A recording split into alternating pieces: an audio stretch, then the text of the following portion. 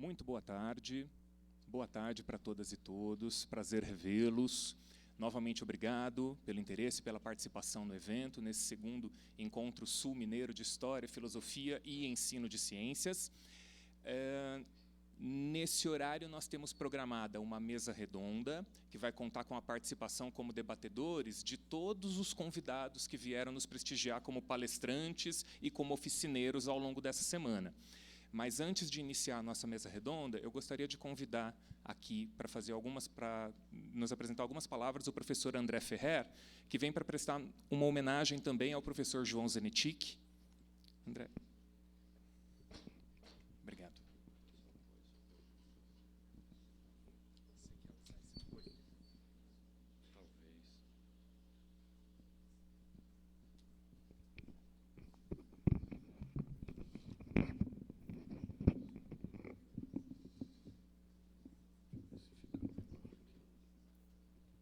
Só para facilitar aqui que eu vou...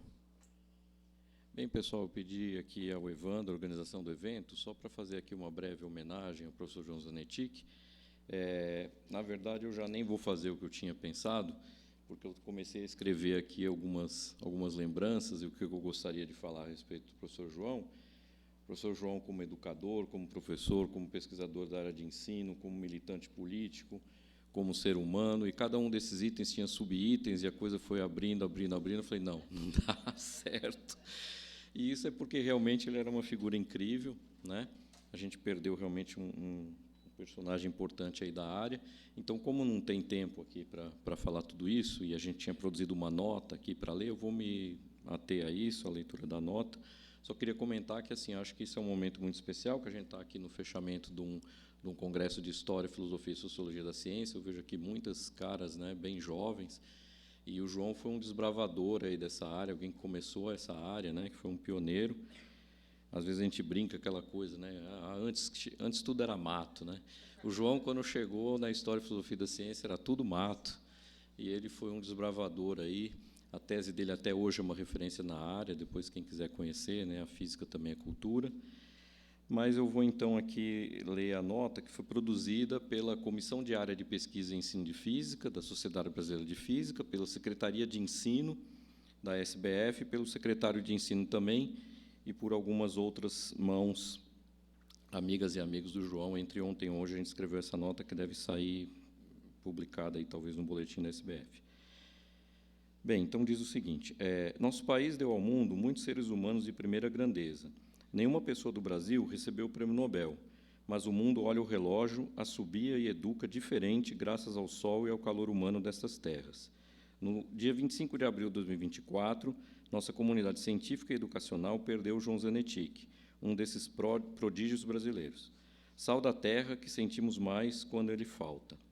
Neste país e pelo mundo afora, as físicas e os físicos aqui formados são reconhecidos pela criatividade, persistência e capacidade de trabalho. E isso em todos os campos da física, inclusive da pesquisa e ensino de física, que tem interface com a pesquisa e ensino de ciências, em educação, em história e filosofia das ciências, etc. A morte de João Z nos dá a oportunidade de pensar que o que nos distingue talvez seja o amor que nos move, um amor pela aventura de gerar conhecimento que professoras e professores discretos cultivaram em nós. Ainda hoje, a maioria das aulas de física no ensino médio no Brasil é dada por pessoas que não são formadas em física. Portanto, a física brasileira deve muito à coragem e à determinação da minoria, discreta e apaixonada, que insiste em preparar aulas instigantes. Ao olharmos para a trajetória de um professor, pesquisador, militante persistente e colega como João Zanetic, nos cabe perguntar: de onde vem a coragem e a determinação de pessoas como ele? Como que nós, que vivemos de ciência e de educação, nos tornamos capazes de encarar tantos reveses profissionais nesse país onde o acesso à informação e ao conhecimento é tão desigual? O maior legado de professores e pesquisadores como João Zanetic está nas pessoas que tiveram aula, conduziram investigações sistemáticas, enfrentaram desafios e compartilharam momentos educativos com ele. À primeira vista, nos intriga o ânimo e a determinação que distinguiu Zanetic e que tantas pessoas discretas que ensinaram e que fazem pesquisa possuem. Contudo, a explicação para sua força e sua energia é simples, mas difícil de ser falseada. Só tem tanta coragem e determinação quem luta cotidianamente por um futuro em que as pessoas poderiam embarcar na aventura do conhecimento. João Zanetti fez isso ao participar do projeto de ensino de física do MEC e FUSP, ler Paulo Freire em suas aulas para a formação de professores, apesar da censura a seus livros, coordenar o lançamento da revista de ensino de física da SBF e a editar por 10 anos, militar ativamente na Associação dos Docentes da USP, participar da equipe de Paulo Freire quando ele foi secretário municipal de Educação e Luiz Erundina foi prefeito de São Paulo, formular, defender e divulgar a tese de que física também é cultura, participar do GREF, Grupo de Reelaboração do Ensino de Física, que publicou livros didáticos escritos por professoras e professores de ensino médio, com o apoio dele e de colegas do IFUSP, fazer palestras, dar entrevistas, se manifestar de maneira inflamada ou com falas longas, que, em alguns casos, se transformaram em texto ou inspiraram editoriais, ensaios, etc. Contextualizar a produção da ciência na abordagem de diferentes disciplinas de física, escrevendo apostilas e usando textos originais. Ele foi incansável, pois tinha amor pela vida, pela liberdade, pela aventura do conhecimento e pela educação dialógica e conscientizadora. Cabe a nós agradecer a ele por ter deixado tanta gente disposta a honrar sua memória. Obrigado.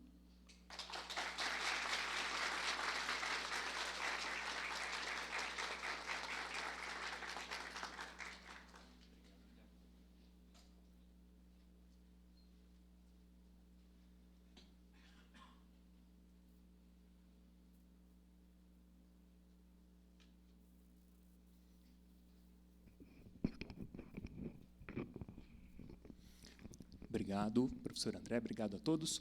E agora, dando sequência à programação do nosso evento, eu vou convidar os nossos palestrantes e oficineiros para comporem essa mesa de debate, essa roda de debate. Eu vou convidar primeiro para tomarem os seus lugares e a gente já explica a proposta.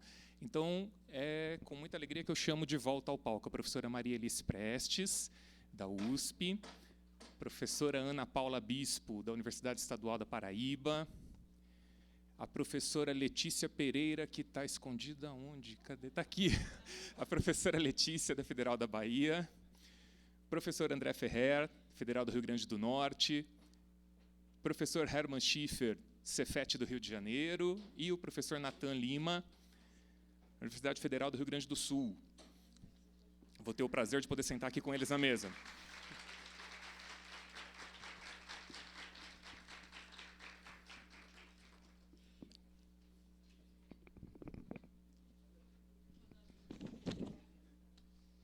A gente conversa à vontade. Gente, deixa eu explicar. A proposta dessa mesa, que é uma das últimas sessões no nosso evento dessa semana, é fazer uma espécie de balanço. O que nós encontramos de interessante, quais convergências de diálogos os professores e as professoras observaram, o que chamou a atenção ao longo do evento. Mas aí, nós optamos por apresentar aqui nos slides, aqui nesse único slide que vai ficar projetado, o mesmo conjunto de perguntas que foi enviado às professoras e aos professores para a gente se inspirar a participar dessa mesa redonda. Entendam, então, vocês que estão aí, que a projeção dessas questões é um convite para que vocês participem também dessa conversa. Tá? Nós temos uma temática central, que seria educadores e historiadores em diálogo, qual é a história da ciência que deve chegar à sala de aula, e desdobramos aquele tema central num primeiro conjunto de 4 questões. Alguns professores se sentiram inspirados por essas questões, vieram dispostos a comentar cada uma delas, outros vão preferir chamar atenção para outros aspectos que acharam interessante do evento, que queiram destacar, como, por exemplo, a renovação que a gente tem percebido nesse evento, né? O interesse de uma comunidade dedicada às pesquisas na interface entre história, filosofia e sociologia da ciência, que parece crescente. A gente tem visto os grupos de pesquisa com vários alunos jovens, e isso é sempre muito bom para a área. Para iniciar a nossa conversa, por indicação monocrática e absolutamente gentil da professora Letícia, a gente vai começar com o professor André Ferrer.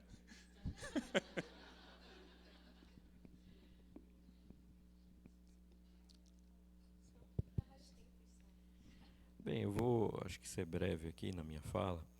Primeiro, agradecer novamente aqui o convite do professor Evandro, e o acolhimento aqui da Unifei, e agradecer a toda a comissão organizadora aí, que foram perfeitos aí durante todo o evento. Amanhã provavelmente vão estar bem aliviados, dormir com mais tranquilidade. Eu queria comentar que, assim, só que destacar, como tem muita gente nova, né, a importância, assim, num evento como esse, principalmente você participar dos vários espaços, pela convivência que você estabelece com os colegas, pelas trocas, pelas experiências, sabe? É um momento realmente importante para o crescimento pessoal, profissional, para o aprendizado. Então, acho que é importante, por exemplo, que você tenha essa consciência de que as palestras, as sessões de apresentação, todos os momentos são momentos de convívios, de trocas, e que é uma riqueza muito grande. E eu pude presenciar também isso aqui nesse evento, de altíssima qualidade. A gente viu que as sessões foram excelentes, as sessões de apresentação dos trabalhos muito bem organizadas, né, com as temáticas convergentes, o que nem sempre é fácil de fazer. Então, acho que foi muito feliz aí, a comissão foi muito feliz na organização. Também notei essa perspectiva de trazer, no caso aqui, nós, né, que estamos aqui na frente agora, pessoas de diferentes instituições, também um equilíbrio entre homens e mulheres, né? Foi de propósito isso.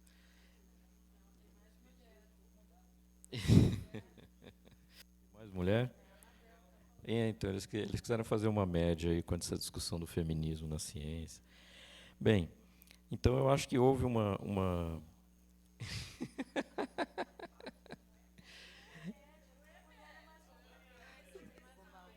Sim, sim. Não, foi muito importante, muito diverso, muito significativo. E eu queria só, a título de sugestão, falar sobre uma questão que a gente aqui, enquanto saía, almoçava, conversava também, falava da periodicidade do evento, né? O evento falava, fazer o primeiro, esse é o segundo, fazer a cada 2 anos e tal. É uma ideia legal, eu acho que vai consolidando, né, o evento, inclusive com outras universidades próximas.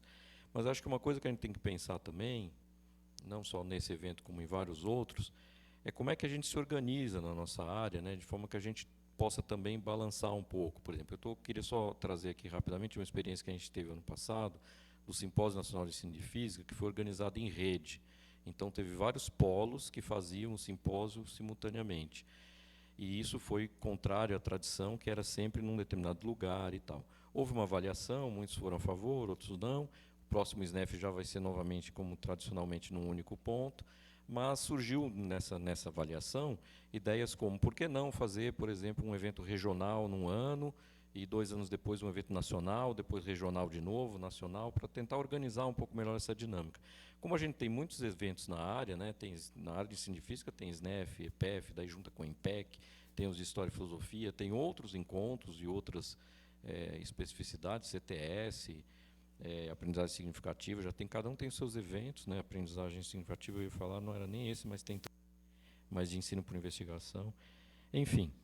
Então, a gente pensar um pouco, sabe, Evandro, assim, como é que a gente se organiza nacionalmente de forma a otimizar um pouco esses esforços aí, eu acho que é uma ideia. E já para não ficar aqui monopolizando a fala, em relação aos temas, eu acho que eu teria o que falar de vários aí desses temas, só queria fazer um breve comentário desse primeiro, em relação à questão dos livros didáticos, né, que eu mencionei também na minha fala. Eu acho que a gente ainda continua com muitos problemas, né, em relação ao que aparece nos livros, em termos de história e filosofia da ciência, sem dúvida, a gente continua. Mas, como eu tinha mencionado, quando você faz um apanhado assim de décadas, você vê como os livros foram mudando. E como cita ali o PNLD, uma coisa importante é que a ficha de avaliação do PNLD, ela cobra, né, dos avaliadores que observem esses aspectos. Qual é a visão de ciência que está no livro, né, se o livro comete equívocos do ponto de vista histórico, se ele é anacrônico e tal e tal. Claro que isso não significa que o livro saia sem erros. Quem sabe como é o processo do PNLD sabe que todo livro vai sair com erros. Um erro ou 2 que são detectados no processo avaliativo não impedem que o livro seja aprovado. A questão é que, se for rejeitar todo livro que tem algum erro, não vai ter livro nenhum. Então, o que sai, em princípio, são os melhores livros. Mas, assim, só querendo dizer que também é uma conquista da área que a ficha de avaliação do PNLD contenha várias questões que procuram incorporar, né, procuram dar conta aí de questões que são caras a essa comunidade, como a visão de ciência que o livro traz, e questões aí ligadas à historiografia e também à da ciência. Bem, era esse comentário que eu queria fazer sobre esse tema. Se for o caso de ter uma outra rodada, eu volto a algum outro, para não ficar só falando sozinho. Eu acho que tem que ser a Letícia agora, porque ela... Vingança, nossa. Boa tarde, gente. Primeiramente, agradecer a organização do evento. Eu acho que eu até brinquei ali no coffee break que esse poderia ser o nosso congresso de Solvay, né? O congresso de Solvay dos historiadores, dos filósofos da ciência, o pessoal que trabalha na interface com o ensino. Agora caiu a ficha. Mas eu fiquei encantada porque eu participei do primeiro evento, né, remoto. Foi um momento que eu conheci o Evandro, conheci alguns estudantes, a Letícia ali. E eu fiquei muito contente de ter sido convidada para o segundo, ter conhecido Itajubá, Unifei, e ter conhecido e reencontrado alguns colegas aqui, pesquisadores e pesquisadoras da área. Então, eu só tenho a agradecer pela oportunidade, pela acolhida de vocês. E também aos monitores muito prestativos aqui, o pessoal da Camisa Verde, né, que nos acolheu tão bem também. Bom, em relação a essas questões, eu devo admitir que algumas delas, como, por exemplo, a primeira, eu não teria como responder de forma satisfatória devido a um certo distanciamento. Por conta do meu trabalho, eu tenho me dedicado muito mais à formação de professores, né, dando aula de História da Ciência para os alunos de Química. Então, sinceramente, eu não saberia dizer como estão os livros pós-BNCC, principalmente. Mas eu gostaria de pensar um pouco sobre a quarta questão, né, quais caminhos vêm ajudando a aproximar a pesquisa em História, Filosofia e Sociologia da Ciência e o ensino nas salas de aula. Eu vou começar dizendo que eu não sou radical, no sentido de que eu acho que a história, uma história mais conceitual, internalista, né, ela deva ser abolida. Eu não concordo com essa postura que, enfim, alguns colegas sustentam, né, uma crítica profunda a uma história internalista. Mas eu acho que, nos nossos cursos de formação, a gente deveria conseguir ajudar os estudantes, né, os futuros professores, a identificar melhor boas histórias da ciência, né? Histórias que, de fato, representam trabalhos historiográficos, né, de qualidade. Porque, no contexto em que nós estamos, com tantos sites, redes sociais, né, informação muito fácil, nem sempre os professores em formação e os já formados têm filtros para avaliar se aquela história ela é adequada ou não, né, para a sala de aula. Se ela é uma história equivocada, se ela é uma história fantasiosa. E, às vezes, até professores com longa trajetória, né, de sala de aula acabam reproduzindo discursos históricos, né, que nós sabemos que são equivocados, mas porque eles não tiveram contato com historiografia.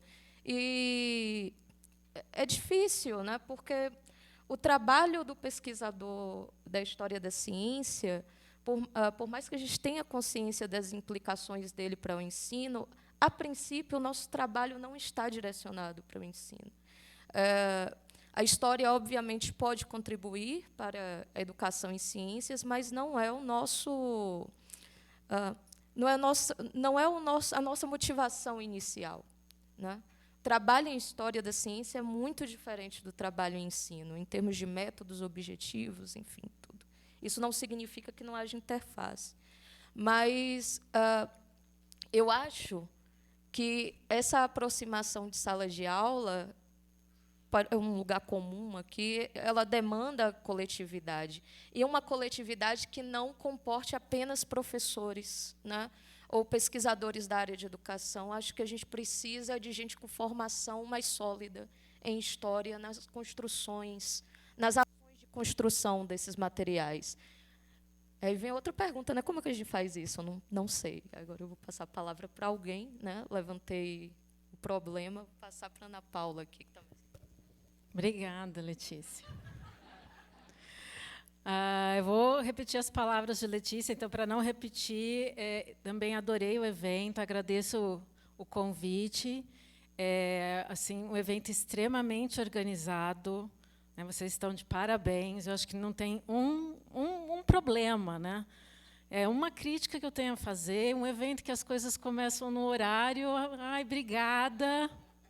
Obrigada, né? Isso é uma coisa que, para mim, é muito importante, né? Acho que representa respeito ao público que comparece. Então, vocês estão muito de parabéns mesmo, né? Como eu acho que de 2 em 2 anos vocês vão ficar muito desgastados, então pode esperar um pouquinho mais, que aí faz tão bem quanto fez esse, né? Estão de parabéns. Eu vou responder o que a Letícia fala do não sei como, mas também vou usar isso para responder a terceira, que são dos mestrados profissionais, né? Então, eu não sei se todo mundo aqui sabe, o mestrado profissional é um mestrado profissional em ensino, né? Ele é um mestrado profissional, ele é um mestrado que pensa que o resultado da dissertação ele tem que retornar para a sala de aula de modo a, de alguma forma, melhorar a sala de aula, tá? Quem que eu acho que há um engano nas questões dos mestrados profissionais, eu estou há muito tempo nisso, né? Há um engano que o objetivo do mestrado profissional não é que o aluno aprenda mais, mas é que o professor repense a sua prática. Então, ou quando ele pensa num produto dentro de uma pós-graduação, ele tem que repensar a prática dele e pensar como ele tem que fazer uma prática diferente.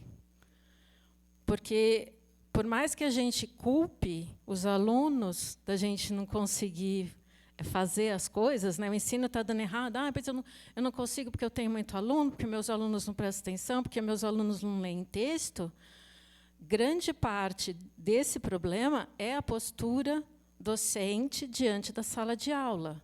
Qual que o professor está num pedestal, ele realmente faz parte daquele ambiente e está discutindo as coisas com os alunos, ou ele está impondo as coisas aos alunos? Ninguém aqui gosta de impor, né? E a gente não gosta de usar a história da ciência como argumento de autoridade. Então, não é porque é o professor que, quando ele fala em história da ciência, ele pode usar a história como argumento de autoridade para ensinar.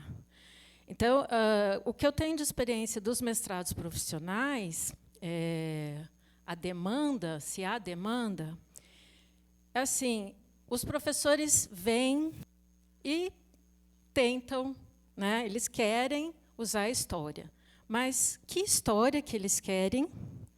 E qual é o objetivo deles com a história? É a primeira questão que eu ponho quando eu vou abordar a história numa sala de aula de mestrado profissional, né? E aí, a grande maioria, eu ponho lá, você vê a história serve para quê? Para ilustrar ou para ensinar um conceito ou conteúdo? É para ilustrar. A grande maioria fala que quer a história para ilustrar. E não adianta a gente ficar batendo boca, falando assim, que não pode contar anedota, porque a anedota ilustra, né? A história chata não ilustra, gente, é muito chato você pegar um texto de história, assim, você não tem como pegar um texto de história e levar para a sala de aula. Beleza. A primeira pergunta que eu faço. A segunda pergunta que eu faço, você vai levar a história para ilustrar. Mas qual que é o seu objetivo na sala de aula enquanto professor?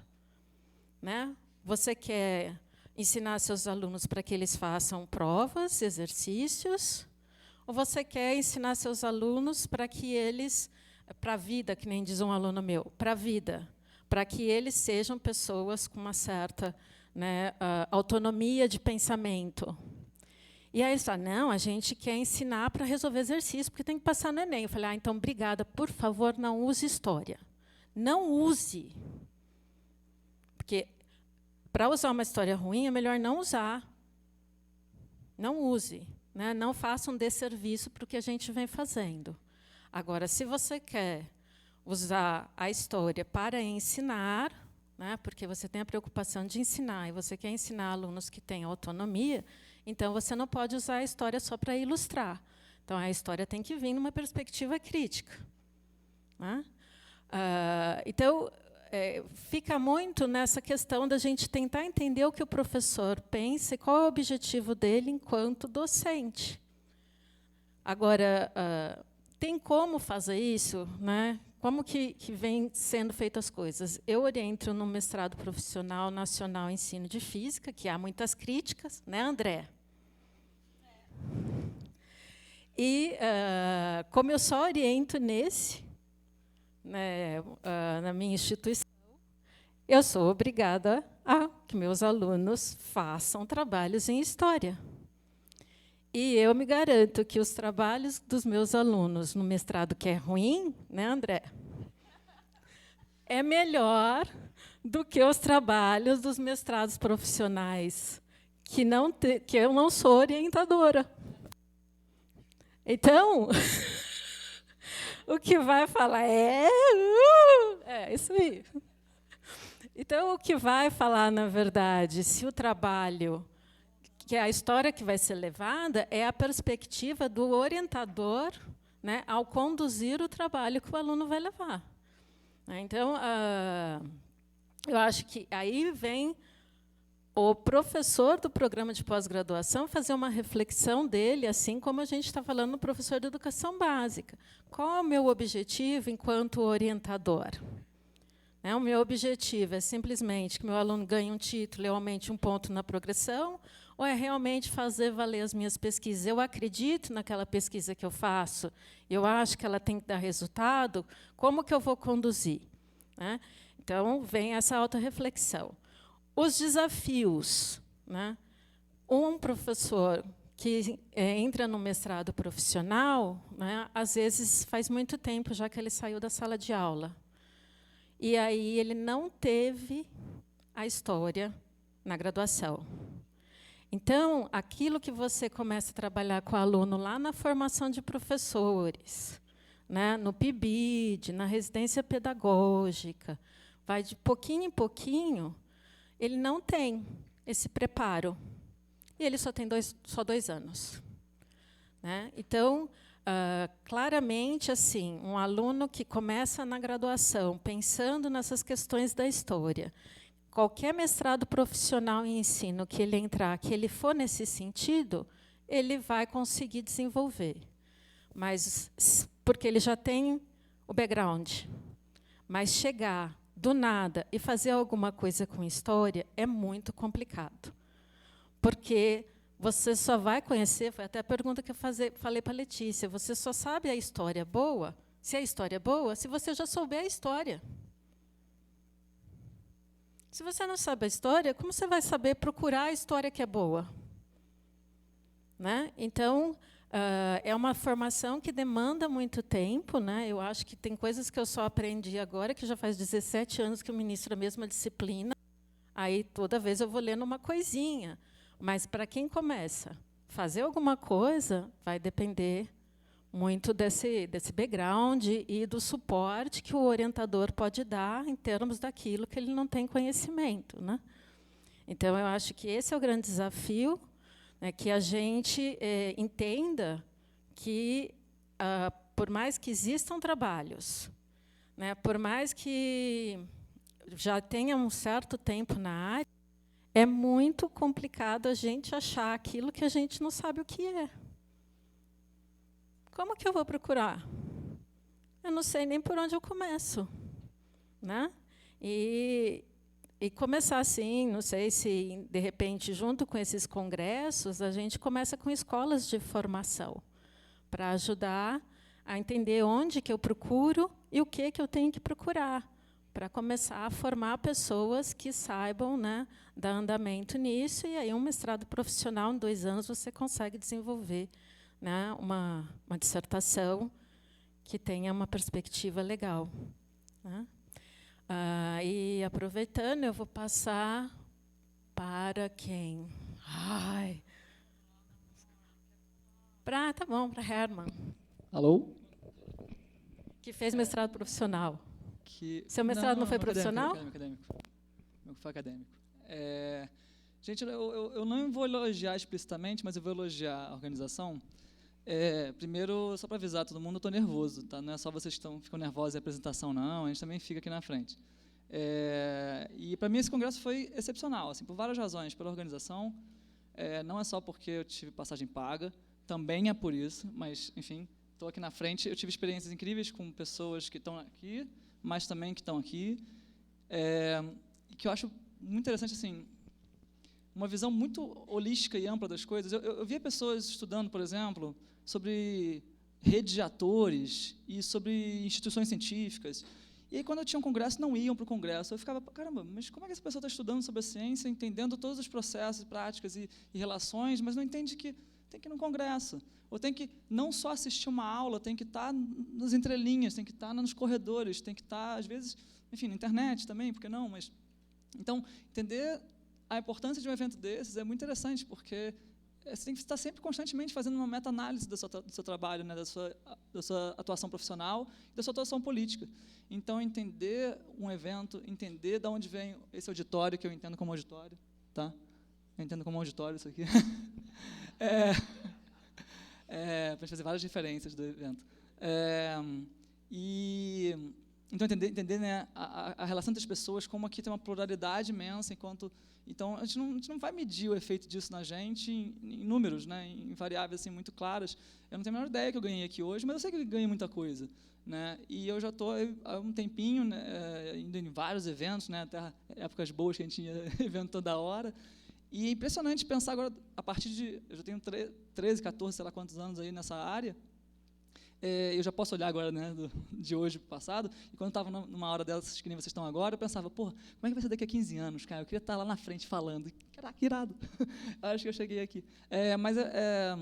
Então, entender essas relações políticas, entender os eventos, entender de onde vem o financiamento, entender certos governos que têm maior ou menor financiamento para esses eventos, entender a possibilidade de falar abertamente certas coisas contra outras situações que a gente não tem possibilidade de falar, os espaços de comunicação, né, essa rede assim, de trabalho, não só ficar, vou assistir a aula tem 50 minutos, aqui eu absorvo tudo, lá fora eu entro na realidade de novo. Então, assim, me incomoda muito, né, a questão de... Eu lembro, de novo, quando eu era mais jovem, lendo os artigos dos grandes, né, tinha aqueles nomes, que quando você lê o artigo é um nome, você nem sabe quem é a pessoa, se você não for atrás do latte da pessoa, ou do que for da pessoa, ou não for tomar um café com a pessoa.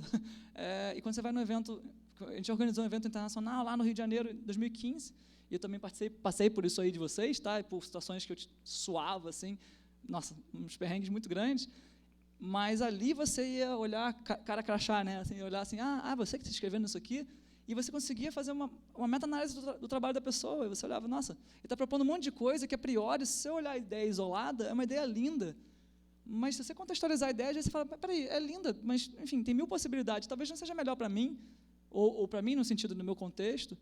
Então, isso só vem dessas relações, não vem de você ficar isolado, lendo, né, artigos e artigos e artigos e escrevendo para ninguém, sei lá, para quem, para sua patota.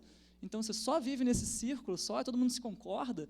Se a gente não discordar em alguma coisa aqui, ferrou. Aí não é um evento, né? Tem que discordar, tem que achar que vem perspectivas diferentes. Cada um vem de um canto diferente, né? Não tenho a menor ideia qual é a realidade de todo mundo aqui, muito menos de vocês. Então, é engraçado, mas uma das coisas mais lindas aqui foi a quantidade de pessoas jovens que eu vi. Jovens, nem tenho barba para fazer isso. Porque em outros congressos eu via uma coisa quase assim, sabe, egos se retroalimentando, e eu ficava, isso está sendo para quem? É para a gente ou para eles mesmos, assim, e ninguém questionando ninguém, porque, né, tem os grandes, e que são grandes porque são grandes mesmo, são excelentes trabalhos, mas se a gente não tiver um pouco de humildade, às vezes, né, de entender a coisa como sendo uma coisa grande, e a área toda, e se posicionar de uma maneira humilde para a gente né, pensar na nossa realidade e refletir, e volta e meia pensar, talvez eu esteja errado, talvez eu possa melhorar, mas também uma certa audácia de pensar, não, peraí, eu não preciso sempre ouvir os outros como regra de fora, né? Eu posso pensar na minha realidade, posso pensar no meu contexto. E quando é que você faz isso? Você faz isso em múltiplos ambientes, você não faz isolado, né? Então, eu acho assim, absurdamente importante um congresso desse. Eu fico triste, às vezes, de não ver a nossa área tão inchada quanto deveria estar inchada, porque, ao meu ver, a vida é política, é briga política todo dia. Sabe? E essa briga política está em tudo que é lugar. Tá? Desde o macro de manifestação na rua ao micro, a você, às vezes, não deixar um professor de física, vou usar a minha área mesmo, suprimir a voz de uma menina dentro de sala de aula, fazer uma microagressão, uma macroagressão, porque ele acha que o aluno é melhor que a aluna. Estou falando isso porque a gente trabalha com essas áreas lá. E isso é política também. Então, ter esse tipo de audácia para pensar e se envolver de diversas formas é muito interessante. Então, eu acho que, não é porque eu estou agora aqui não, mas esse aqui foi um dos congressos mais legais, também, obviamente, pelas condições que eu estava aqui, um dos congressos mais legais que eu vi. Acho que também agora, pela minha idade de experiência, agora, muita, e estar com as pessoas de todos os aspectos, assim, eu acho que é um supra-sumo. Estou tentando, né, nem me inspirei em nenhuma pergunta, gente, desculpa, mas eu acho que a última, né, quais caminhos vêm ajudando, eu demorei muito para acreditar, para aceitar, não aceitar, me perceber finalmente como um ser atuante dentro desse cenário, porque era sempre assim, eu não sei o suficiente disso, eu não sou politizado o suficiente, a minha área é muito poucas variáveis, hoje eu acho a física fácil, porque é pouca variável, gente, vai para ciências humanas, ferrou, é muita variável, então assim, física, vai até XYZ, mole, fico brincando com meus alunos, você vai para ciências humanas, ferrou, porque aí você começa a cruzar 1000 coisas, sabe, interseccionalidade, tudo, e aí você fica, que loucura, não, né? Então, ao invés de as ciências humanas é fácil, não, hoje em dia, muito pelo contrário. Então, demorei muito para perceber, assim, me perceber como agente atuante nessa área. E eu vou fechar usando só aquela palavra que a Ana Elis falou, né, da gente achar uma chama na gente, né, uma chama, uma motivação, que pode ser qualquer uma bandeira sua, ou do seu grupo, da sua história, do seu contexto, da sua cidade, porque eu não conhecia Itajubá, e agora eu conheço um pouquinho mais, pelo menos. Vou fazer mais piada, mas deixa eu falar. Então, assim, das realidades de cada um, né, entender que ensino não é só ganhar qualis, né, ganhar pontuação, não é só isso, pelo amor de Deus. Né, isso aqui é muito importante. Também é óbvio, a gente tem que produzir, a gente tem que, porque eles lá são fortes. Quem são eles eu não sei, não vou definir agora, mas eles são fortes, são muitos.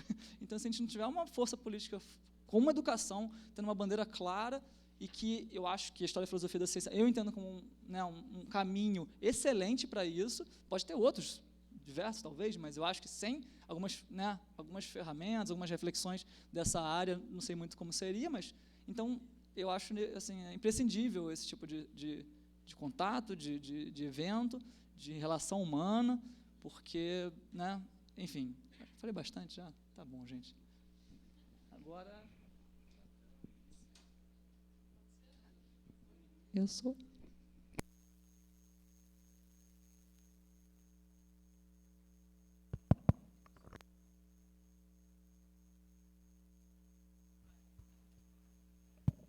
Tem 3 pontos, achei. Obrigada. Sentimos uma tensão no ar aqui, né, entre Ana e André. Herman veio para dar né, veio trazendo outra vibe para a gente pensar em outras questões. Vou deixar para o André depois responder a Ana Paula, tá? Senão as pessoas não vão entender, vão achar que eles vão brigar aí no caminho. Enfim, mas o que o Herman trouxe, né? A gente não está aqui para concordar todo mundo, a gente não tem pontos em comum todos nós, não partilhamos sempre das mesmas opiniões, mesmas tomadas de posição acadêmicas não são necessariamente as mesmas, mas a gente está aqui para conversar sobre elas, né? Para dizer o que a gente considera relevante e para poder ouvir a posição diferente, né, de um colega. já que vocês estão falando no próximo encontro, né, e o André trouxe bem a questão do... Tá, nós temos muitos encontros na área, né, como lidar com essa diversidade? Assim, vamos ter mais um evento? Vale a pena? Quando? Tal? São questões que vocês vão discutir, mas eu já vou dizendo que eu acho que vale sim. Acho que a gente ouviu aqui depoimentos que mostram qual foi a singularidade aqui. A singularidade aqui, em relação aos demais, foi, primeiro, sul-mineiro, é regional. O nosso país é muito grande, não dá para a gente pensar só em congressos nacionais. É super importante, eu vejo, não sei quantos de vocês aqui conhecem a Sociedade Brasileira de Ensino de Biologia. Ela promove eventos nacionais, mas promove também os regionais. E é absolutamente fundamental promover os regionais para acontecer isso que aconteceu aqui. A gente vê estudantes de ensino médio, a gente vê professores da escola básica que não vão lá nos nacionais porque eles são mais longe, porque tem mais mitificação em cima deles, são mais caros, enfim, tem N razões. Mas os regionais têm muito mais chance de aumentar o público, de expandir o público de interesse. Vocês são o nosso público de interesse, e nós estamos aqui também para aprender a falar com vocês. A gente vê pouco vocês, jovens estudantes da escola básica, nesse nosso espaço. Então, vocês têm que vir mais também para nos balizar, para que a gente possa falar diretamente para vocês, de uma forma mais eficiente, mais... enfim. E aí... eu vou puxar isso para a questão 2 ali, né? Porque a gente está aqui falando de história, filosofia, sociologia da ciência. Puxa vida, já tem tanto. Ouvi aqui da colega física, como biologia é difícil. Né? Química, desculpa, olha. Como já são difíceis essas disciplinas científicas, e daí vem esse povo louco aqui, ainda quer que a gente aprenda mais, que aprenda a história, a filosofia e a sociologia, da física, da química, da biologia. Então, gente, é importante pensar que não é para ser um conteúdo a mais, não é para ser uma disciplina nova lá na escola básica. Pelo menos essa é a minha posição, até... isso não quer dizer que todo mundo aqui pensa como eu, mas a minha posição é essa. História e filosofia da ciência na escola básica não pode ser um conteúdo a mais. Ela é uma ferramenta, ela é uma estratégia de ensino, ela é um modo de motivar para a aprendizagem. E aí, claro, trago da minha experiência de desenvolvimento de trabalhos de história e filosofia no ensino. No meu grupo, a gente se apega muito ao modo pelo qual o Douglas Altin nos ensinou a fazer uso da história e filosofia da biologia, no caso, por meio do ensino por investigação. Então, isso quer dizer o quê? Que jamais a gente vai fazer uma aula lá na escola básica, lá na sala de aula de vocês, do tipo... palestra expositiva como essas que vocês ouviram, como a minha aqui de hoje. Não é disso que se trata. Mas é preparar o professor para que ele possa, com o conhecimento dele, do professor de história, da biologia, que ele possa fazer uma intervenção, fazer uma transposição didática que leve os alunos a pensarem sobre aquela questão da biologia que ele quer ensinar. Aquela questão que ele quer ensinar. E ele pode mimetizar, se inspirar, replicar os caminhos que algum pesquisador do passado já percorreu para chegar naquele conhecimento. Então, por exemplo, replicação de experimentos científicos do passado são uma forma de mostrar como que algo que era, em outros tempos, até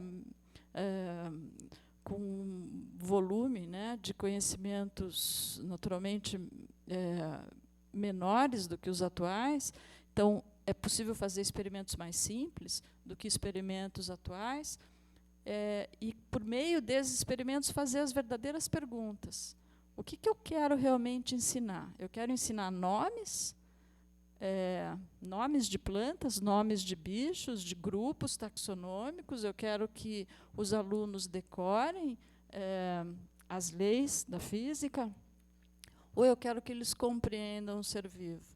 Eu acho que a história e a filosofia da ciência, para o professor, é um caminho para ele parar para pensar o que realmente eu quero ensinar. Então, parecido com a Ana, qual que é meu objetivo? A história e a filosofia instrumentalizam o professor para ele saber o que é importante ensinar de fato para esses jovens, para vocês, jovens. O que vale a pena vocês realmente conhecerem da biologia, que possa ser utilizada na vida de vocês, na hora de vocês decidirem o que vocês compram no supermercado para se alimentar, ou do produto de beleza que você compra para passar no rosto, e assim por diante. Como que você usa a ciência no seu cotidiano. A história da ciência, acho que pode ser um caminho para isso.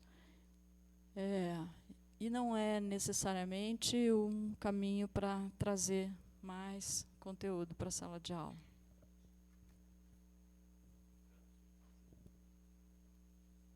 Alô, boa tarde, pessoal, tudo bem? Primeiramente, eu vou ser um pouco repetitivo, assim, mas eu tenho que agradecer ao Evandro e a toda a comissão organizadora.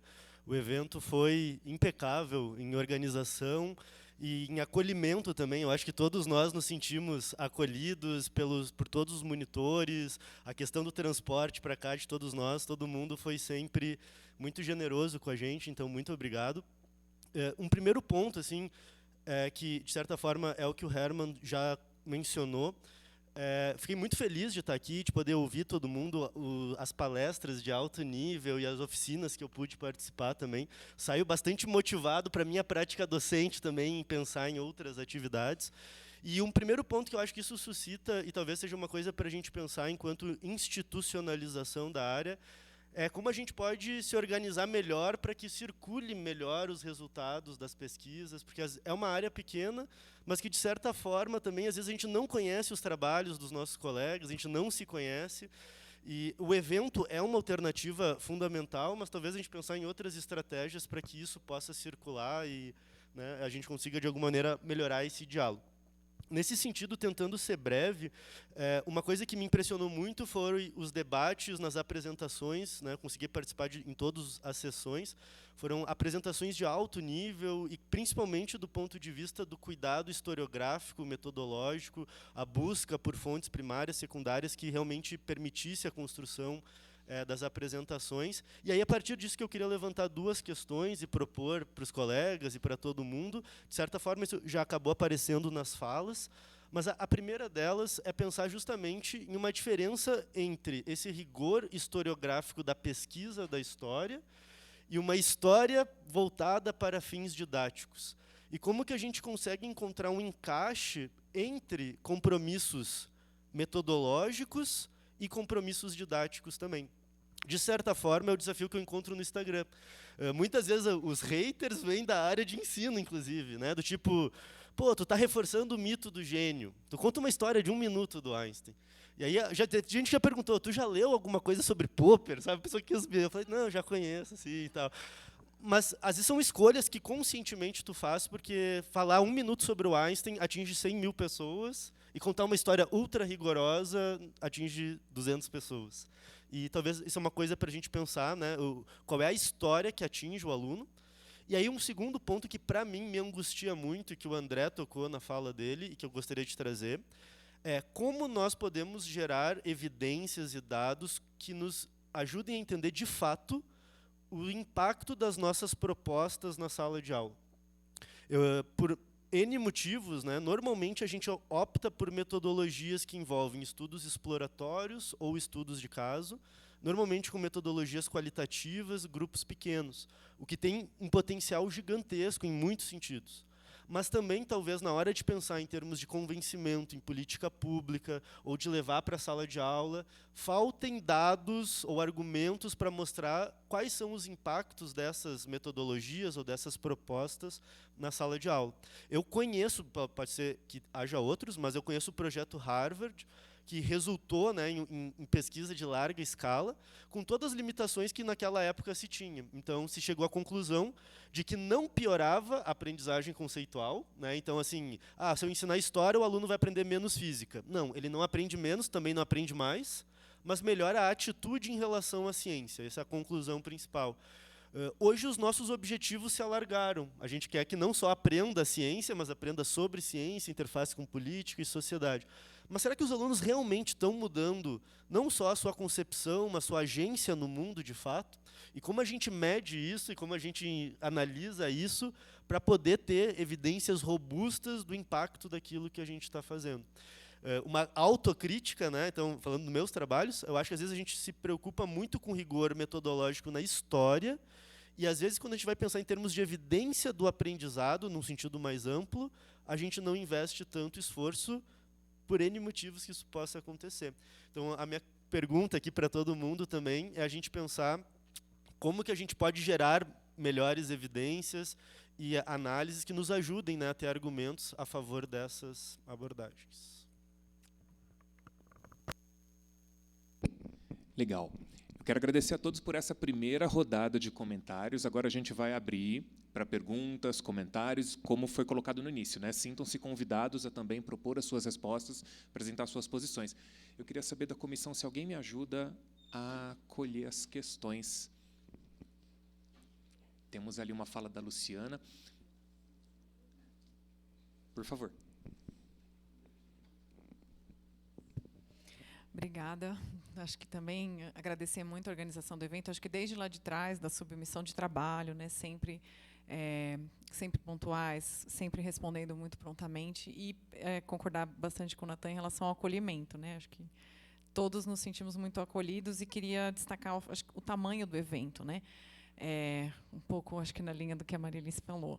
Não adianta só ter evento gigantesco, que a gente acaba não conseguindo participar de tudo, não conversando com ninguém. A gente, nesses formatos de eventos menores, faz toda a diferença, né? E até uma atividade do evento vai dialogando com a outra e a gente vai construindo, né? E acho que isso foi também, em grande parte, graças à participação efetiva de vocês, né? Os palestrantes que estavam lá presentes nas oficinas, nas apresentações de trabalhos. Isso faz muita diferença para a gente que está apresentando, essa disponibilidade que vocês tiveram de participar efetivamente do evento inteiro. Então, agradecer muito a generosidade e a disponibilidade que vocês tiveram. Recebemos, né, contribuições fundamentais, foi fundamental participar do evento. E, pensando rapidinho, né, nas perguntas, acho que eu queria puxar um pouco para o lado da Letícia, talvez inspirada aí pela oficina que a gente acabou de fazer, e comentar rapidamente que, para mim, um caminho, né, pelo menos na minha prática docente, inspirada aí já pelo Herman, já revisei todo o meu planograma da disciplina, né, também a gente sai querendo voltar para casa e começar a mudar as nossas práticas. Mas uma coisa que eu já vinha fazendo e que me parece um caminho muito interessante para aproximar a história e a filosofia da ciência do ensino, né, da última questão, é justamente a preocupação com a diversidade, né? Acho que, coincidentemente, né, eu trabalho com educação para as relações étnico-raciais e na disciplina de História e Filosofia da Ciência eu tenho percebido cada vez mais como elas são interdependentes, né? Se a gente quer mostrar uma ciência plural, e discutir a realidade, né, não se limitando aos conceitos científicos, me parece que é um caminho muito fértil, né? E que faz com que nem a história seja exemplo e nem a temática étnico-racial seja exemplo, mas estejam efetivamente integradas ali, dialogando com a natureza da ciência, né, enfim. E só fazer, né, uma defesa, a partir do nosso posicionamento, né, também disse que foi muito bem acolhida, porque sou marxista e não é sempre que eu sou bem acolhida, sabe, gente? Não sei porquê. E conseguir, né, ouvir, acrescentar, aprender muita coisa com vocês e não sentir nenhum tipo das respostas que a gente sempre ouve. Você é muito radical, você é muito ideológica, e aí não vou conversar com você. Então, obrigado por terem conversado com a gente. E a gente defende, a partir da pedagogia histórico-crítica, né, o Demerval Saviani vai colocar que a história deveria ser o eixo estruturante de todo o currículo escolar, né? E a gente tem pensado muito isso para olhar para a química. Isso não é novo, os filósofos da química também já defendem, né, que a filosofia da química ajuda a entender o que é a química. E aí, se eu conseguir ter mais clareza do que ela é, o papel que ela cumpre na história da humanidade, eu consigo, então, defender a relevância daquela disciplina, não para vestibular, né, mas para a vida, né, para essa história coletiva que a gente vem construindo como humanidade. E pensando aí uma química concreta, inserida numa realidade concreta, que não tem como não chegar nas questões de colonização, né, nas questões de discriminação, que estão postas na química hoje, né, em cada elemento químico, e em toda a história dessa ciência. Então, para a gente, acho que faz muito sentido pensar essas aproximações e, de novo, acho que só agradecer por tudo que a gente conseguiu aprender nesses dias. Obrigada. Obrigado, Luciana. Vamos ouvir a colocação do Evandro e mais uma, e a gente volta para cá. Vocês estão antecipando o que vai ser solicitado mais adiante no encerramento, que é a avaliação do evento. Obrigado. Mas o que eu quero comentar é a respeito de uma coisa que, desde a época da pós-graduação, se formou uma compreensão sobre o significado disso, e depois que eu me tornei professor, eu vi que eu teria que mudar drasticamente esse significado. Mas quem trabalha na área de História e Filosofia da Ciência, Sociologia da Ciência, já deve ter escutado coisas do tipo: é muito difícil, é uma coisa muito para eruditos, eruditas. Já escutei, e eu compreendo e eu entendo falas como: nossa, fui orientado pelo professor Paulo Porto, lá na USP. Nossa, fui fazer uma disciplina com ele, uma aula com ele, é tão difícil História da Química, História da Ciência, que não é para mim isso. E pela pós-graduação, a parte de erudição, o rigor acadêmico, ele é exigido. Você chega lá, o mestrado, especialmente o doutorado, em que isso é essencial para você receber o tal título de doutor, você exibir, desempenhar essa erudição.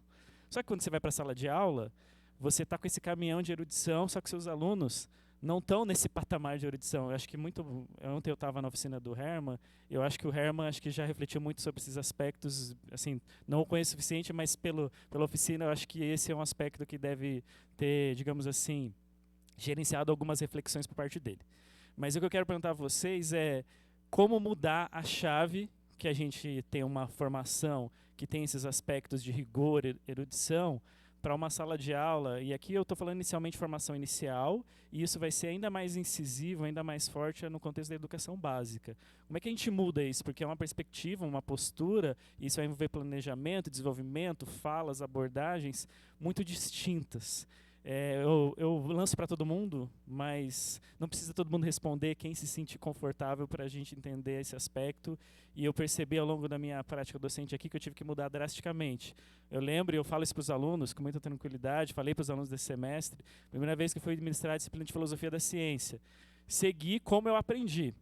Leitura de textos, cada aula um filósofo da ciência. Aí lá no final, sempre peço, desde o início que eu sou docente aqui, avaliação da disciplina. Aí uma aluna, não sei, era anônimo, escreveu: olha, não sei porque isso está na minha formação. E aí, na segunda vez, eu falei: não, eu não posso fazer da mesma maneira como eu fiz, e isso fez com que eu mudasse drasticamente. Mas foi basicamente apanhando para que a prática docente fosse modificada. Eu acho que a gente não pode chegar nesse ponto, isso tem que ser, digamos assim, cultivado, discutido bem antes de a gente levar isso. Naturalmente, quando a gente for desenvolver a prática docente, a gente vai levar isso, vai acontecer essas situações, mas eu acho que a gente tem que antecipar isso. E no contexto da pesquisa e da pesquisa da pós-graduação, acadêmica, o profissional, talvez eu não conheço com propriedade para dizer, mas especificamente acadêmica, não é muito o caminho que se leva à construção desses dois mundos aqui. Eu não sei qual que seria o oposto do erudito, mas algum meio termo de gerenciar isso e fazer com que os alunos entendam bem o significado disso. Hoje, só para complementar, eu faço uso muito de memes, coisas do contexto dos alunos, brincadeiras, mas todas elas relacionando com a parte que é interessante, que é importante formativamente da história da filosofia da ciência. Se funciona, não sei, vocês têm que mandar para os meus alunos, mas é uma maneira que eu vi que eu recebi menos, não sei por que eu estou estudando isso, mas ainda eu sei que tem que melhorar bastante. Mas, enfim, não sei se deu para ficar claro o sentido que eu quero dar sobre essas questões. Obrigado.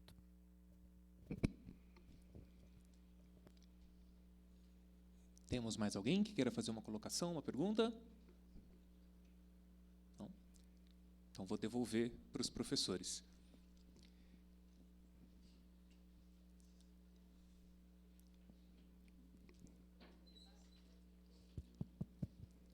A Ana Paula e o André ainda tinham que se acertar na briga que ficou interna. Não, mas é brincadeira, gente. Eu e o André, na verdade, a gente orienta no mesmo programa de pós. Tá? A gente não briga, não. É uma discussão, é uma brincadeira nossa. Eu só queria comentar, assim, a resposta do Evandro rapidinho. Eu tenho notado isso também, Evandro. E aí eu parei com o tal do data show dos slides. Foi a primeira coisa que eu fiz. Porque quando você vai fazer uma discussão de história com os slides, você vira uma palestra. Aí é aquele monte de informação e o aluno não gosta. Parei. Então, eu vou para o quadro, faço uma viagem assim, e eu tenho usado um texto de divulgação científica, que é a revista Os Grandes Erros da Ciência. Então, eu começo, assim, o meu ponto de atração para que os alunos façam a disciplina, o que às vezes eu não consigo montar uma turma, é: você sabia que os cientistas erram? Venha conhecer as histórias erradas, né? E aí tem uma revista do Roberto, que é Os Grandes Erros da Ciência, e eu tenho me esforçado não para usar os textos de física, mas os textos de química, o texto que a Maria Alice escreveu, de biologia, né? Porque uma das exigências da BNCC e dentro dos programas, dos livros que estão saindo agora, são projetos interdisciplinares. E aí o professor não entende, né? Ele fala: não sei nada de química, não sei nada de biologia, né? Como fazer isso? E se a gente pega as coisas da história, não dá para você separar, né? E aí esse texto tem me ajudado muito, porque senão você fica lá falando sozinha, dando palestra, e eles não sabem nem como fazer a pergunta. Então, eu acho que a gente permitir essa pequena redução na linguagem erudita, né, e, de repente, mostrar panoramas mais gerais de alguns temas envolvendo vários campos, pode tornar a coisa um pouco mais fluida em sala de aula. É o que eu tenho feito. E no mestrado, que são professores, eu tenho usado não adianta eu ficar falando história aqui para vocês não sabem como usar em sala de aula. Então, eu tenho feito a prática mesmo. Né? O que você precisa saber para fazer uma atividade? Então, primeiro eu tenho que estudar as fontes, depois eu tenho que saber não sei o quê, não sei o quê. Eu tenho partido para essa prática mesmo das coisas. Eu vou começar pela fala da Luciana, porque ela me traz um gancho que eu queria também. Eu fiz a oficina do Herman. Eu sou uma oficineira que também faz oficina. E eu adorei a oficina do Herman, porque mostra como a história da ciência ela pode ser motivadora e, ao mesmo tempo, abrir portas. E aí eu queria pegar um gancho também na professora Maria Alice, porque eu concordo plenamente, história não é um conteúdo a mais, história da ciência não é um conteúdo a mais, mas abre portas que nem sempre o professor está acostumado a entrar. E quando a gente trabalha com história, a gente abre muitas portas.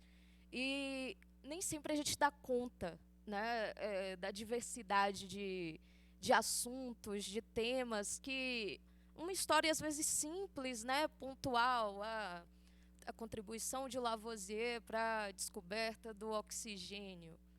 Uma história dessa, que a princípio é internalista, tradicional, né, muito focada em experimento, ideia, isso acaba abrindo uma discussão ampla assim, sobre qual é a questão, sobre a meritocracia na ciência, sobre qual o papel de uma comunidade científica na ciência. E aí, tentando também já responder o Evandro, aliás, antes um pouquinho, eu estou meio confusa, que é o nervosismo.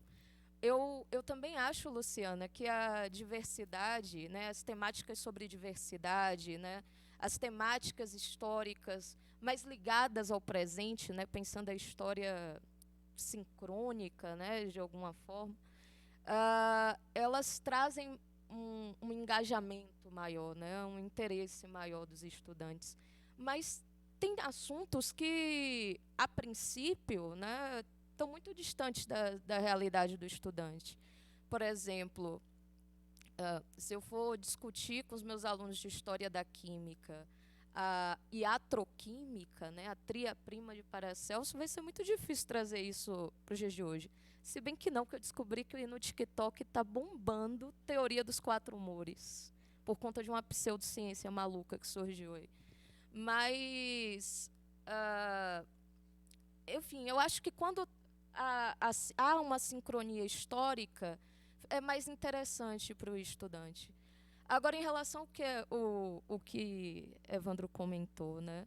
Eu sou muito conservadora na forma de dar aula. Assim, eu faço mini teste com os meus alunos, né, de História da Química. Mas eu acho que eu estou tentando me aproximar do campo da didática da história, porque a gente precisa lembrar que história da ciência não é ciência, é história. E se a gente quer ensinar a história da ciência, não basta dominar a ciência, não basta saber, né, sobre ciência, compreender a natureza da ciência. A gente precisa se apropriar das ferramentas, né, das abordagens didáticas, metodológicas dos professores da história. E o que eu, obviamente, não tenho tido muito tempo para me aprofundar nessas questões, mas eu conheci o trabalho do Peter Lee sobre empatia histórica, né, que é quando o estudante faz o exercício de se colocar no lugar do outro, mesmo que esse outro tenha vivido num tempo muito distante do dele, né, e tentar entender as motivações, o contexto, né, o porquê aquelas pessoas fizeram isso, ou por que não fizeram. E eu tenho tentado, ao longo da minha prática, motivar os estudantes em exercícios de empatia histórica. A gente, né, faz nesses mini-testes questões abertas, onde os estudantes eles precisam se posicionar, né? Muitas vezes não sobre questões históricas, mas sobre questões atuais que dialogam com estudos de casos históricos que nós trabalhamos, né, na aula. A gente tem um mini-teste lá que já virou tradicional, que é o mini-teste do Lavoisier baiano, né? Quais estratégias, né, caso os estudantes que... eu vou explicar melhor, né? Os estudantes, eles querem, eles elaboraram uma nova teoria, eles querem que a teoria se institua, né? E, inspirados em Lavoisier, quais estratégias eles utilizariam nesse processo, né, de debate e disputa, né, com os pares para a consolidação da teoria. E é isso, eu acho que é uma aula que dá muito certo lá, né, na disciplina que eu ministro. Outras nem tanto, infelizmente, mas é um pouco de tentativa e erro, e na medida em que a gente se apropria dessas formas de pensamento, né, dos professores de história, eu acho que a gente ganha muito, né? Eu queria ter tempo para estudar mais, mas, enfim, está difícil.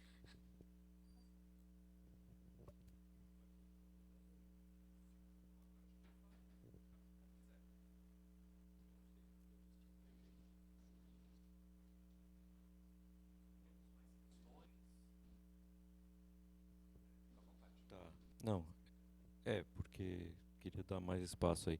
Eu queria comentar outra coisa, voltar na questão dos eventos aqui, já que foi comentado por outras pessoas, eu tinha falado lá no início, só para deixar mais claro, que talvez não tenha ficado muito claro. Eu acho que assim, essa coisa dos eventos regionais é fundamental, e um evento como esse foi muito importante. Mas eu queria trazer esse exemplo que teve no SNEF, porque assim, o Simpósio Nacional de Ensino de Física, ele teve 8 polos, né?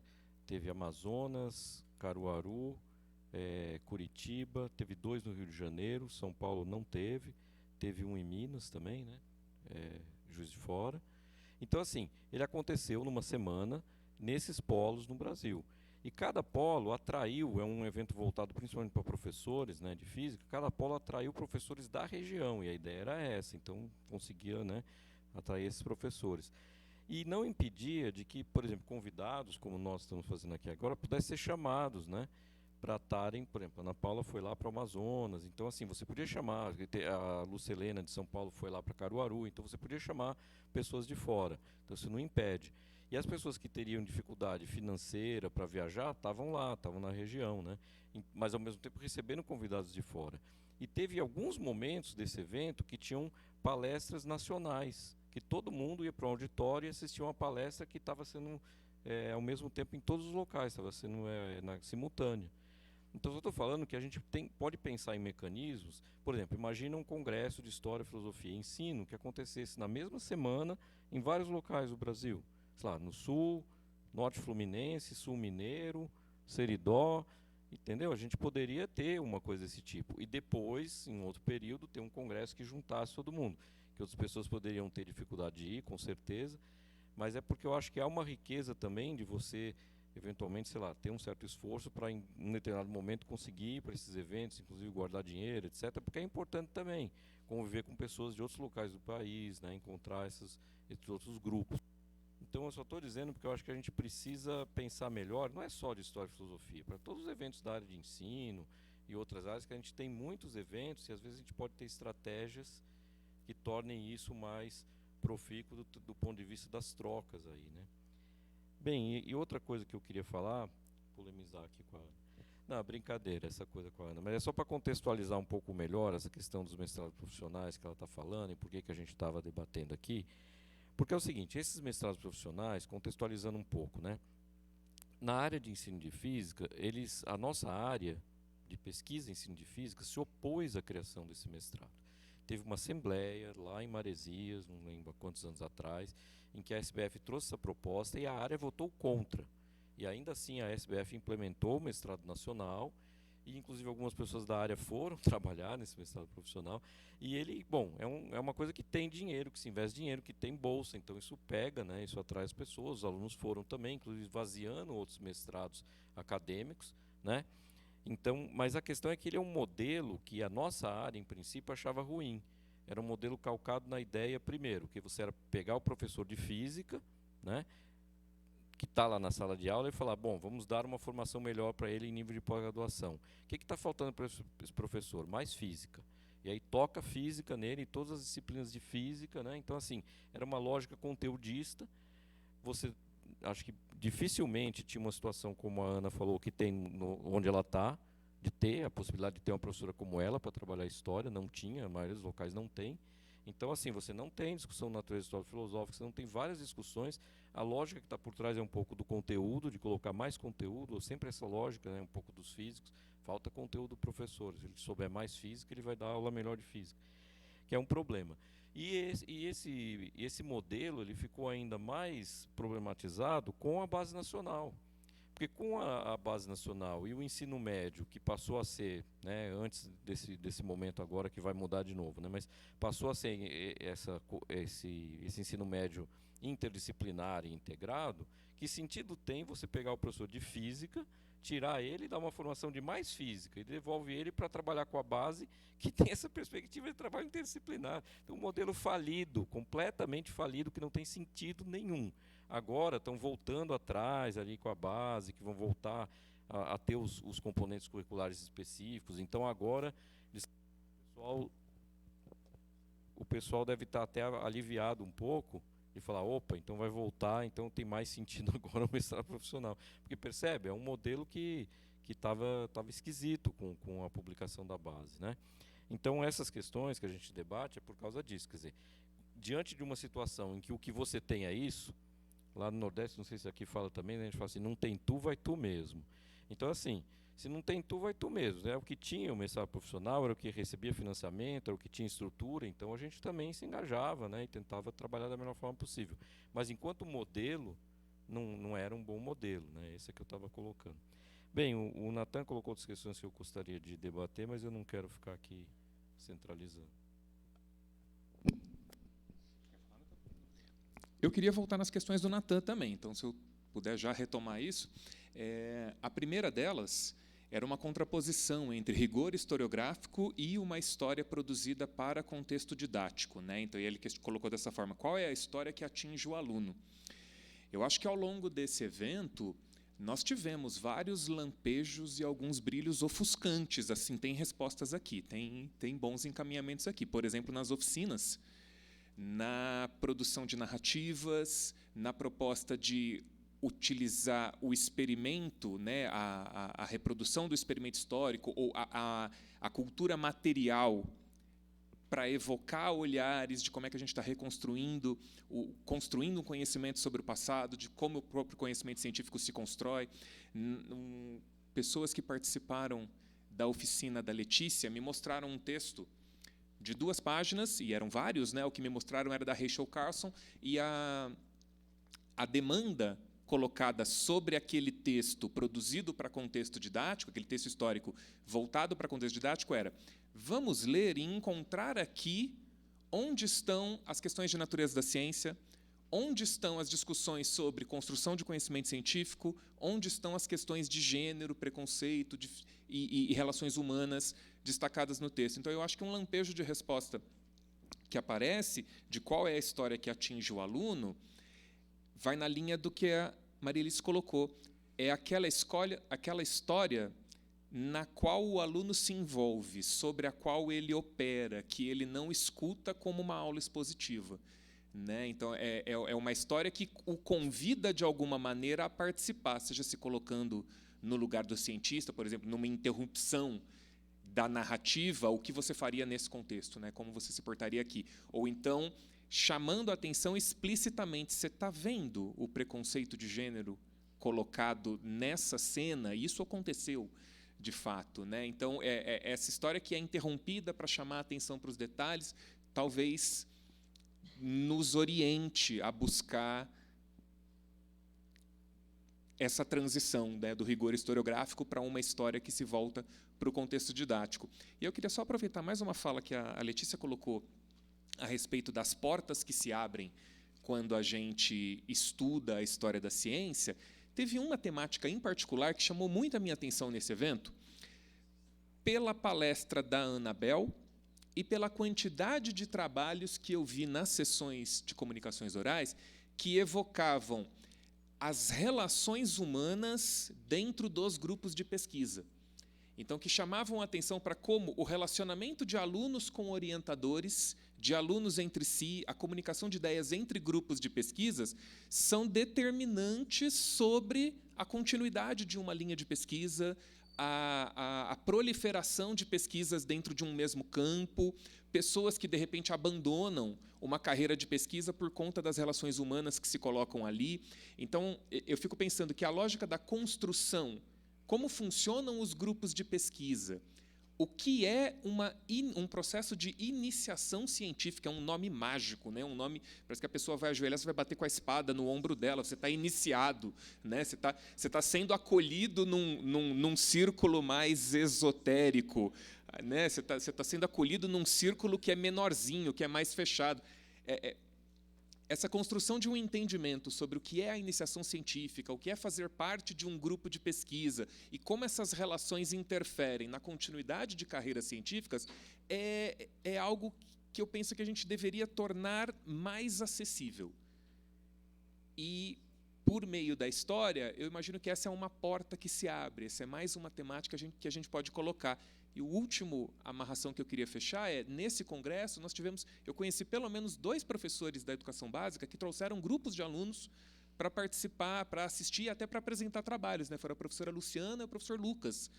E o professor Lucas, inclusive, me contou que ele assumiu a demanda de conduzir uma disciplina eletiva ou do itinerário formativo sobre mulheres na ciência. Então, imagina o tamanho do desafio que esse professor encampou. Ele precisa ter materiais de suporte, historiografias produzidas em português, acessíveis, convidativas. Então, a gente tem que ampliar esse diálogo.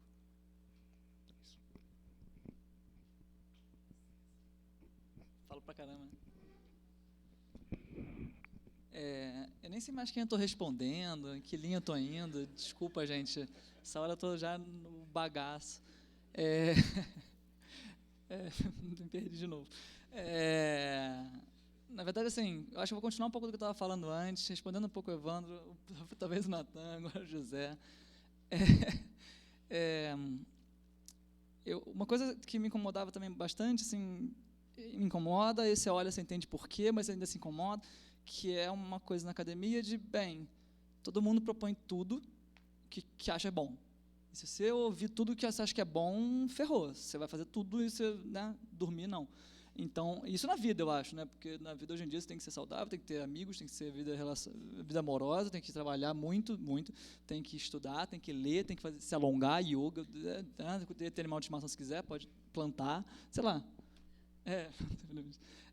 Então, assim, ter de novo, uma coisa entre a humildade e uma certa audácia de você, peraí, assim, deixa eu encontrar meu caminho, né? Estou falando isso muito para a galera mais jovem, eu acho, né? Eu estou chovendo molhado, eu acho, para muita gente, mas buscar seu caminho. E outra coisa também eu me incomodava muito com isso, porque eu sempre repito, eu sou de chão de fábrica, então eu estou na sala de aula do ensino médio técnico.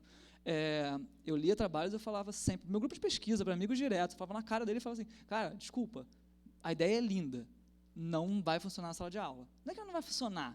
Naquela condição que a gente tem ali, não vai funcionar, não tem como. Dar espaço para uma turma de voz, para uma turma que tem 35 pessoas, em 50 minutos, é impossível. Então, achei uma coisa engraçada, vocês dois falaram de a Ana não usa mais slide, e o José falou da questão da não aula expositiva. Tudo bem. Eu, de vez em quando, tenho que dar uma aula expositiva, não dá conta. E eu uso slide, porque... E não é crítica, sabe que não é. Mas eu tenho que usar de vez em quando, porque, às vezes, falta a eles um conteúdinho em história para situar, às vezes, uma questão política, uma questão geográfica, uma foto, uma imagem de época. Aproveita e fala sobre imagem também, enfim. Então, assim, achar ali seu caminho, e dentro disso, inclusive, escolher suas brigas, suas guerras, porque eu estou numa instituição que eu sou muito sortudo, sabe? Eu posso fazer o que eu quiser e ninguém quase fiscaliza, ninguém se importa quase, né? Num cenário em que meu trabalho é extremamente rejeitado. Então, você tem que ter uma briga com próprios professores de física, que por ser da física, acha que sabe de ensino, e porque é professor também, e tudo bem, mas, né, não sei. E as brigas, por exemplo, eu participo de um grupo de pesquisa, né, que eu ajudei a fundar há, sei lá quanto tempo, 13 anos, e eu não preciso participar desse grupo, não, gente, eu não ganho um centavo por isso. Eu não ganho tabela RAD lá, tabela de registro de atividade docente, coisa que eu tenho que fazer lá no meu trabalho. Eu já estouro aquele valor lá, não preciso trabalhar no meu grupo de pesquisa, não. É porque eu acredito que, dentro do meu grupo de pesquisa, é o espaço para eu discutir, e essa atividade, como é que eu trago isso para 35 alunos? E, não dá certo. E eu coloco linha na prova com para o aluno escrever, e tem gente que me xinga porque física não tem que ter linha. E eu vou fazer uma atividade que eu acho que vai sair um monte de manifestação, porque os alunos estão lá, né, com a mesma questão que eu estou e não sai nada. Ou então, do nada, sai muito, a gente fica muito feliz e compartilha também, porque a gente tem que ter apoio, porque, né, na academia só faz isso, você está errado, você não é historiador, você não é cientista, você não é historiador, você não é nada, você é educador. Aí fica, toda hora porrada. Então, assim, que brigas a gente vai tomando, que espaço a gente tem que construir. E numa instituição que, por exemplo, não tem grupos de pesquisa, né, talvez construí-los, forma sei lá. Claro, aí você não ganha nem nada por isso, nem pontuação tabela RAD, tá bom, não constrói.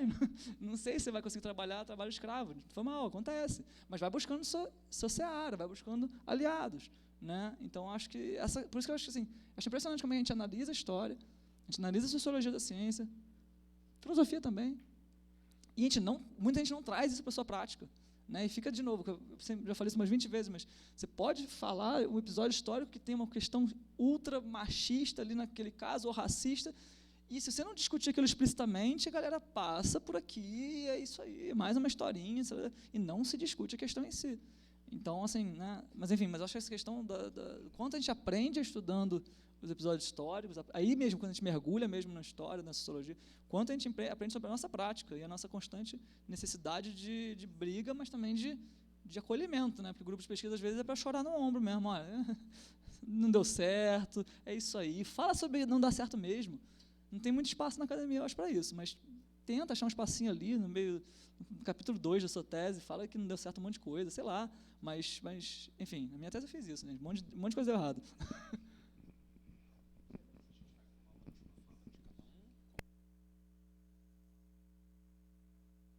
Gente, temos alguma colocação, algum comentário, questão? Senão a gente vai passar para uma considerações finais. Então tá joia. Estou com o microfone aqui, vou passando. Adorei estar aqui também. Espero que a gente se encontre de novo daqui 2 anos, né, Evandro? E que todos vocês estejam aqui de novo, tá? E que a gente traga mais gente para conversar e para falar sobre as coisas que vão estar acontecendo daqui 2 anos no nosso Brasil e no nosso mundo. Também adorei estar aqui. Tem um grupo de pesquisa, concordo com o Herman, né? Por exemplo, eu não sei, nunca dei aula para educação básica. Então, quando chega assim, eu falo, eu faço a história. Educação básica, eu passo para um professor. A parte do ensino é com você, porque eu não sei realmente como fazer. O grupo de pesquisa é muito importante, realmente. Mas agradeço o convite novamente. Foi muito, muito bacana mesmo. Aprendi muita coisa nova. E acho que é isso. Até uma próxima oportunidade. Bom, eu não sei nem mais o que falar, que perdi o meu repertório. Eu só gostaria de agradecer pela oportunidade, mais uma vez. Dizer que eu estou muito feliz aqui. Estou em meio a alguns referenciais teóricos, Ana Paula, por exemplo, né, que eu conheci pessoalmente, ela ficou me aguentando a viagem inteira, né, coitada. Mas dizer que eu espero que esse seja o primeiro presencial de muitos, né, que virão. E eu fiquei muito feliz porque, embora seja um evento regional, teve gente da Bahia aqui, um grupo da minha universidade estava aqui presente. Eu não sei se teve mais gente de outros lugares, né, de outros estados, assim, mais distantes, mas é só para ver o quanto esse tema ainda agrega muita gente, né? E como tem muita gente ainda disposta a falar, a viajar, a debater. E eu espero que o terceiro venha logo. Se quiser fazer ano que vem, Evandro, eu não tenho nada contra. Obrigada, gente. Então, faz aí em paralelo, encontro do Recôncavo.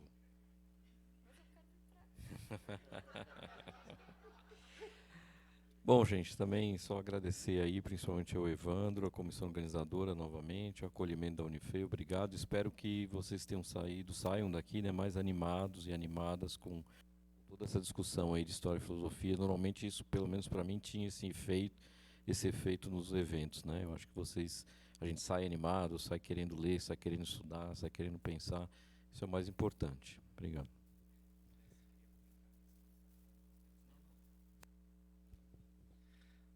Boa noite, pessoal. Então, só agradecer também, Evandro, mais uma vez, toda a comissão organizadora. Feliz de estar aqui com todos vocês.